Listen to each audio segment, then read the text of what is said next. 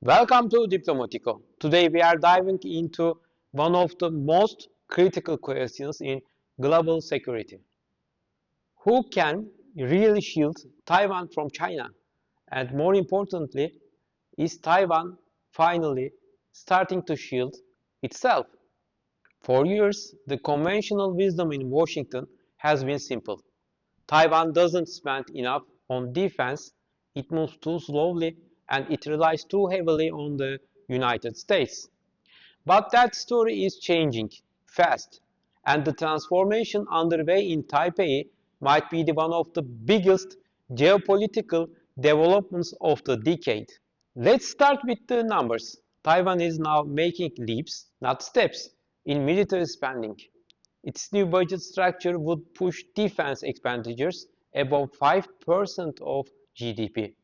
To put that in perspective, that's a higher share than many NATO countries. And Taiwan's President Lai Ching-te says this is the just beginning, a floor, not a ceiling. But money alone doesn't deter an invasion. How it is spent is what matters. Taiwan is now directing its resources into the kinds of weapons that truly threaten a large invading force. Small, mobile, and the lethal systems. Drones, mobile rocket artillery, anti-ship missiles, and integrated air defense networks. This is the vision of congested lethal hellscape for any invading force, a term used by Admiral Samuel Paparo of US Indo-Pacific Command, and Taipei appears to be taking that vision very seriously. The war in Ukraine has reshaped global military thinking, and Taiwan has been paying attention. Ukrainian forces showed how drones can transform an entire battlefield. Taiwan knows it needs drones, enormous numbers, and fast. It also numbers it must break free from Chinese controlled supply chains. That's why the government is pouring money into domestic drone production and research. The goal? Capable, affordable systems built at scale on the island itself.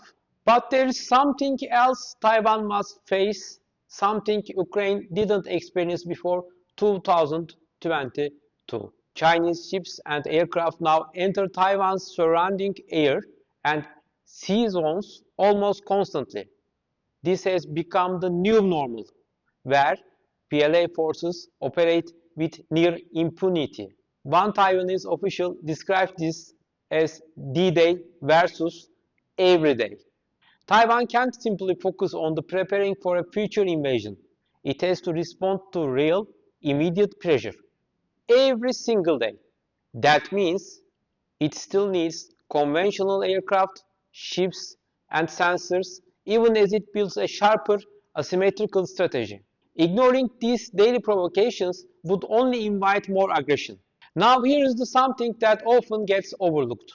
Taiwan is also investing heavily in national resilience, the ability to keep the country functioning during the crisis. China's strategy assumes that the Taiwanese public will break quickly under the pressure.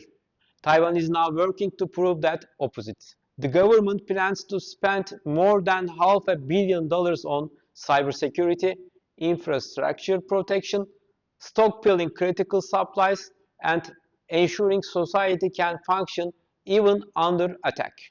A society that can endure and keep fighting is one being cannot easily subdue. Now let's be honest. Taiwan's progress is real, but China's economy is 20 times larger.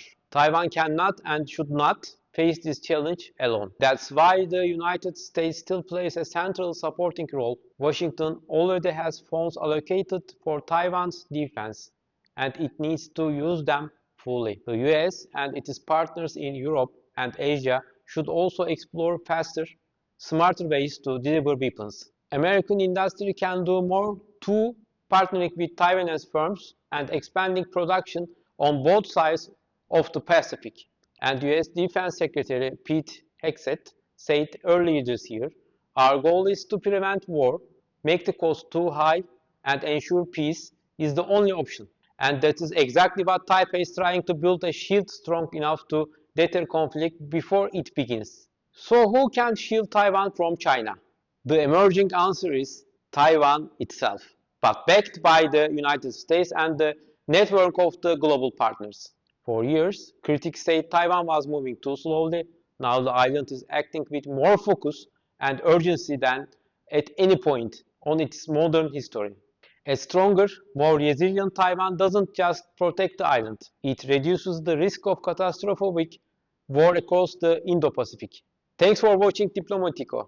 If you enjoyed this geopolitical deep dive, don't forget to subscribe and leave your thoughts in the comments. See you in the next episode.